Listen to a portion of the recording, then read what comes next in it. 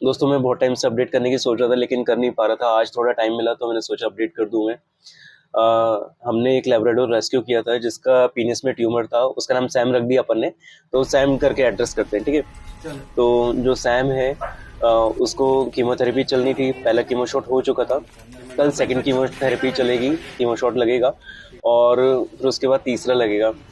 अब जो रिजल्ट मिला है पहले कीमोथेरेपी के बाद में बहुत अच्छा है। उसका जो पेनिस का ट्यूमर है वो बहुत ज़्यादा श्रिंक हो चुका है और थोड़ा बहुत अभी और भी बचा है, लेकिन वो सेकंड थर्ड में हो जाएगा कंप्लीट। बच्चे को खाने पीने में कोई दिक्कत नहीं है। पहले भी थोड़ी बहुत हुई थी बीच में, लेकिन अब खाना पीना फिर से उसने स्टार्ट कर दिया और अच्छे से खा रहा है। लेकिन ये है कि कहीं ना कहीं वो जो ब्रेड होती है ना, वो ब्रेड ही डाइजेस्ट कर पा रहा है वो अभी। हमने उसको पेडिग्री खिला के देखी, अलग अलग टाइप के ड्रूस भी, चैपी भी, लेकिन वो वॉमिट कर दे रहा है। तो इसका मतलब ये है कि अभी वो ब्रेड ही डाइजेस्ट कर पा रहा है। और क्योंकि ब्रेड बहुत महंगी आती है, ब्रेड ना, मतलब वही समझ लो कि 50 रुपए की सुबह, 50 रुपए की शाम को और 50 रुपए की दिन में, तो 3 ब्रेड वो और मिल्क का अलग से। तो बहुत ज़्यादा एक्सपेंडिचर बैठ रहा है। अगर हो सके तो आप इसमें हेल्प करिएगा। और इसके अलावा फॉस्टर चार्जेस भी हैं, यहाँ पर हमने रखा है, लेकिन नॉमिनल है, लेकिन है। तो अगर आप उसमें भी चाहें तो हेल्प कर सकते हैं हमारी। आप डीएम कर सकते हैं, या मतलब मैसेज का जो मतलब जो मोबाइल नंबर है वो मैं नीचे छोड़ दूंगा मैं। उसके अलावा बताते हुए अफसोस हो रहा है कि भालूवाशी जो थी वो एक्सपायर हो चुकी है। उसका जो लिवर किडनी था उसने वर्क करना छोड़ दिया था। बहुत ज़्यादा परेशानी थी और हमने ऐसा नहीं है कोशिश नहीं करी, कोशिश करी, लेकिन उसका जो मतलब बॉडी थी उसने जवाब दे दिया था, क्योंकि वो ऑलरेडी 16 साल की थी ना, तो कुछ भी नहीं हो सकता था। उसके अलावा मेरा भाई गया था अभी, कुरवाई है, बीना जंक्शन से 100 किलोमीटर पहले है। कुरवाई, और कुरवाई के अंदर मंडी बमोरा है। तो मंडी बमोरा में ना एक डॉगी है, फीमेल, जिसके ना हेड में ट्यूमर है और वो इतना बड़ा है कि वो कभी भी बर्स्ट हो सकता है।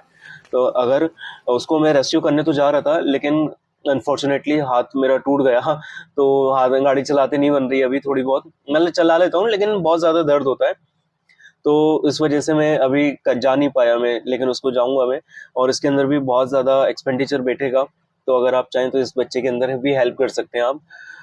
उसके अलावा हमारी जो फीडिंग चलती है, वो एक तो मतलब मेरे घर में अंदर 40-45 बच्चे हैं, तो एक तो उनकी फीडिंग चलती है सुबह शाम का, तो वो बहुत ज़्यादा कुछ ज़्यादा ही ह्यूज अमाउंट पे बैठ जाता है।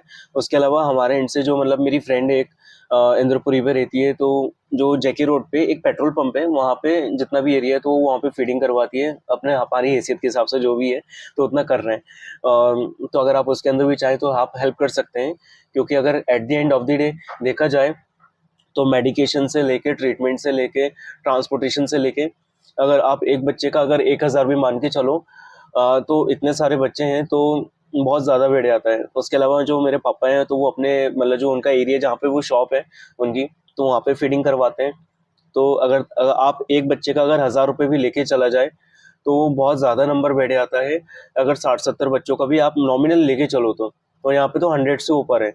तो हम जैसे तैसे करके कॉस्ट कटिंग करके खिला तो देते हैं, लेकिन वो कहीं ना कहीं हम नहीं कर पा रहे हैं, या मतलब वो बहुत मैनेज करना बहुत मुश्किल हो रहा है।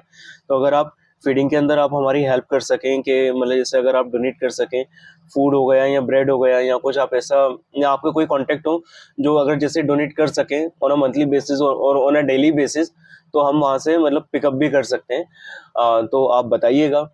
उसके अलावा कुछ नहीं। अगली बार जल्दी हो सकेगा तो अपडेट करूंगा, नहीं तो मैं स्टोरी तो डाल ही देता हूँ मैं। और मैं मानता हूँ बहुत गंदी बात है, अपडेट करना चाहिए, ये बदतमीजी हुई। लेकिन कोशिश कर रहा हूँ मैं कि अपडेट किया जाए अब। और उसके अलावा वो शेल्टर का भी हमारा चल रहा है, लेकिन उसके अंदर ना बात ये है कि सम हाउ हम मतलब शेल्टर तो एक बार मतलब जो जगह है, जगह तो एक्वायर कर लेंगे, एक दो रूम भी बने हुए हैं, लेकिन उसके अलावा जो फेंसिंग उठानी पड़ेगी तो वो बहुत ज़्यादा खर्चीला हो जाएगा, क्योंकि थोड़ा एरिया ना बहुत ज़्यादा थोड़ा ह्यूज है। तो कोशिश तो कर रहे थे, लेकिन मालूम ही है यार कैसे चलती है चीज़ें, बहुत मुश्किल है। तो अगर हो सके तो हर तरीके से आप सोचना और हेल्प करने, अगर आप हेल्प कर सको इसके अंदर तो प्लीज़ बताइएगा। तो बस इसलिए टाइम नहीं मिल पा रहा था। तो देखते हैं कि क्या रहता है। और बाकी मैं वो बच्चे को करता हूँ मैं, जो जिसके था ना हेड में ट्यूमर था, पूरा फेस पे आ रहा है, वो जिसका पूरा फेशियल स्ट्रक्चर चेंज हो गया, तो मैं कोशिश करता हूँ उसको रेस्क्यू करने की। और बाकी देखते हैं। बाय।